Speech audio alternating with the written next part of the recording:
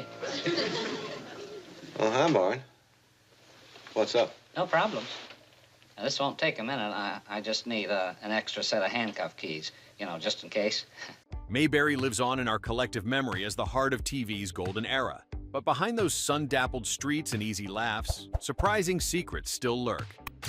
Get ready for 10 odd facts about the Andy Griffith Show you'll wish you'd known sooner. Number 1. Andy and Barney's off-screen friendship was just as real from the Andy Griffith Show.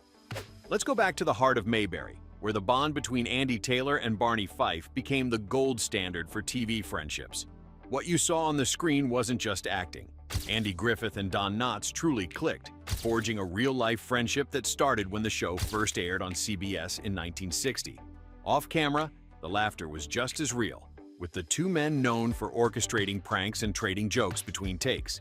Don Knotts once recalled how Andy would break the tension by puffing his cheeks out and crossing his eyes right before a serious scene, leaving the whole cast in stitches.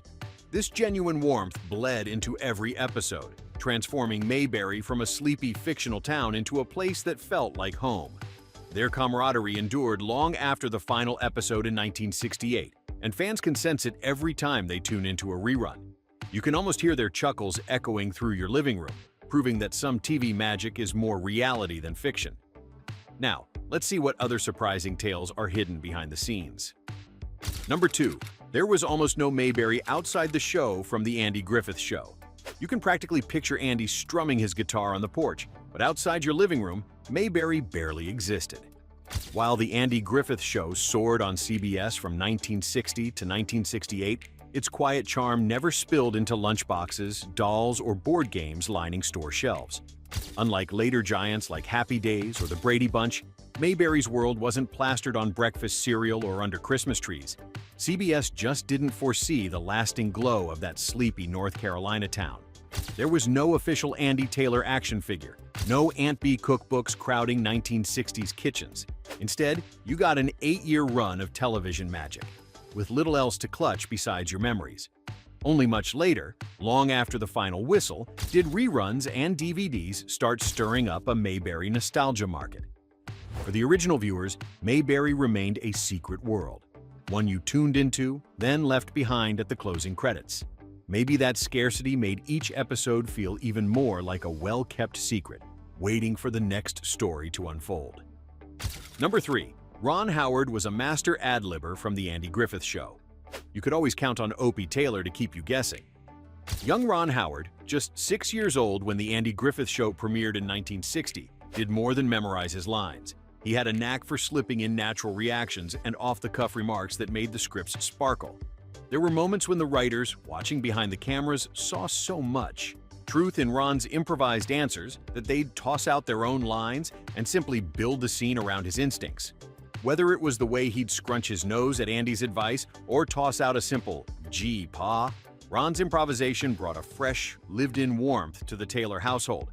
The chemistry between Andy Griffith's gentle advice and Opie's earnest replies felt unscripted, because so often it was.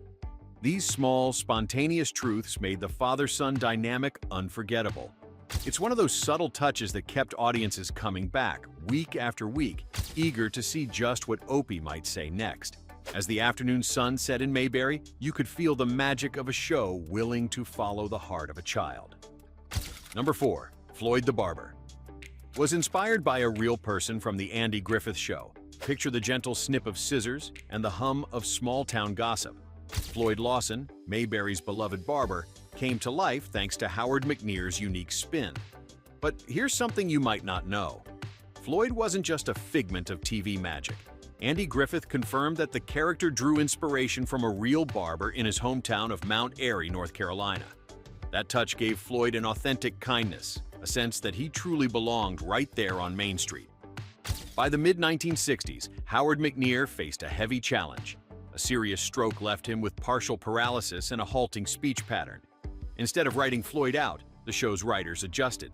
Scenes were staged around McNear, often showing Floyd seated, keeping his spirit woven into new episodes. Through determination and compassion, the cast and crew ensured Floyd never lost his chair in Mayberry. That hope lingers, like the lingering scent of bay rum after a fresh shave. the perfect reminder that even adversity can't break the bonds of genuine community. Number 5. Aunt Bee hated pickles, and so did Frances Bavier from The Andy Griffith Show. You can almost smell those infamous kerosene cucumbers every time Aunt Bee enters Andy's kitchen. The truth is, the classic pickle episode from The Andy Griffith Show pulled directly from real life. Frances Bavier, who played Aunt Bee, actually hated pickles in her off-screen life. The writers caught wind of her disgust and turned it into comedy gold. In the 1963 episode Pickle Story, Aunt Bee struggles to impress Andy and Barney with her homemade pickles, but the result is so awful, even the ever-polite Barney can't stomach another jar. The on-screen fiasco mirrored Bavier's true revulsion. Instead of shying away, the show's creators leaned in, making Aunt Bee's pickle blunders a recurring Mayberry joke. It's just one of those small details that cemented the show's gentle humor and tight bond with its cast. And so, every time you see Barney clutching his stomach after one of Aunt Bee's pickle tastings, remember, Frances Bavier felt your pain. Sometimes the funniest gags are just slices of real life. Let's pause for a second. Did you or someone in your family ever try to make pickles at home? What's the strangest food story you remember from classic TV? Share your oddest kitchen memories or favorite sitcom food flops below. Number 6. Don Knotts' contract almost changed everything from The Andy Griffith Show. It all started with a quiet rumor on the Mayberry set.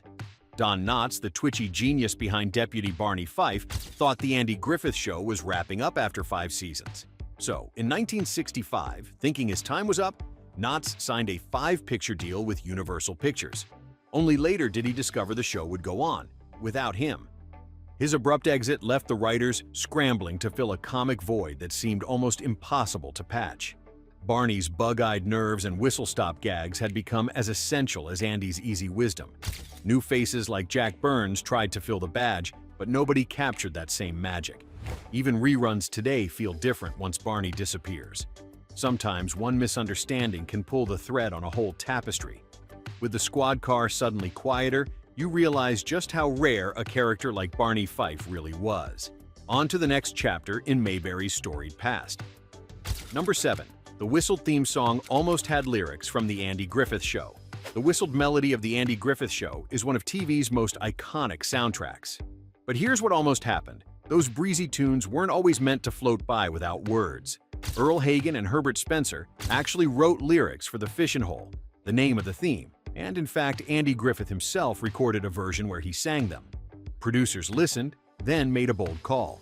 The whistled version, spare, sunny, and relaxed, captured the feel of Mayberry in a way that lyrics simply couldn't match. It was a sound that felt like a summer morning, a fishing pole slung over your shoulder. That creative choice, made back in 1960, set the mood for the entire series and stuck with viewers for decades. The next time that cheery whistle drifts into your memory, you'll know. There were words once, but silence sung louder. Let's see what other secrets Mayberry has tucked away. Number 8. The mysterious disappearance of Andy's wife from The Andy Griffith Show. Picture this: Mayberry's gentle rhythms, Andy Taylor's easy grin, and little Opie, played by a young Ron Howard, growing up father and son. But here's the quiet mystery. Where is Opie's mom? From the very first episode in 1960, audiences saw Andy as a devoted single dad. Yet the show never explains what happened to his wife. There's no photograph on the mantle, no storytelling flashback, not even a passing comment to reveal her fate. Producers consciously steered away from heavy themes like death and loss. They wanted Mayberry to be a place of comfort, laughter, and escape for viewers, far from the real-life heartaches outside their living rooms. For over 250 episodes, Andy's wife remained a silent absence, never addressed, never seen. This invisible gap became one of the show's most enduring enigmas, and a testament to the gentle boundaries of early television storytelling. And in that comforting hush, the show found its tender magic, leaving just enough mystery as we stroll down Mayberry's main street toward the next small-town secret. Number 9. Mayberry's Main Street was Hollywood's backlot from The Andy Griffith Show. If you ever thought Mayberry looked a little too perfect, you were onto something. Main Street, that sleepy stretch where Andy and Barney kept the peace, was actually filmed on the famous 40 Acres backlot in Culver City, California. This versatile patch of Hollywood real estate was a chameleon, transforming from small-town North Carolina for the Andy Griffith Show in 1960 to other legendary settings. Sharp-eyed fans have spotted those exact storefronts in everything from Star Trek episodes to Gomer Pyle, USMC, sometimes just a quick, fresh coat of paint away from their last role. The quiet hardware store door Andy passed? Sci-fi captains might stride right past it the following week. The multi-purpose magic of 40 acres gave Mayberry its all-American charm while letting it moonlight in stranger worlds. It's a reminder that even the coziest TV towns are often just clever camera angles and well-worn facades away from somewhere entirely different. Next, let's step behind another curtain of classic television make-believe. Number 10. Andy didn't always carry a gun from the Andy Griffith Show. That iconic sheriff's badge may have sparkled, but take a closer look. Andy Taylor, played by Andy Griffith, hardly ever wore his gun. This was not an oversight. The producers of The Andy Griffith Show, which debuted on CBS in 1960, deliberately made Mayberry feel less like a lawless frontier and more like a cozy, nearly crime-free slice of Americana. Sheriff Taylor's choice to keep his sidearm locked away sent a subtle yet powerful message. Trust, common sense, and gentle humor could restore order far better than a holstered revolver ever could. By sidestepping the usual tough guy image common in lawmen of the era, Andy's character became an enduring symbol of folksy wisdom. A dad next door, not a gunslinger. In scenes around the courthouse or walking those sleepy main streets, his calm confidence shaped the show's heart. As television evolved, so did our idea of safety and leadership. Suddenly, it was not about firepower, but about the people holding the badge. That faded gun belt? Just one more reason Mayberry lingers in our memory so tenderly.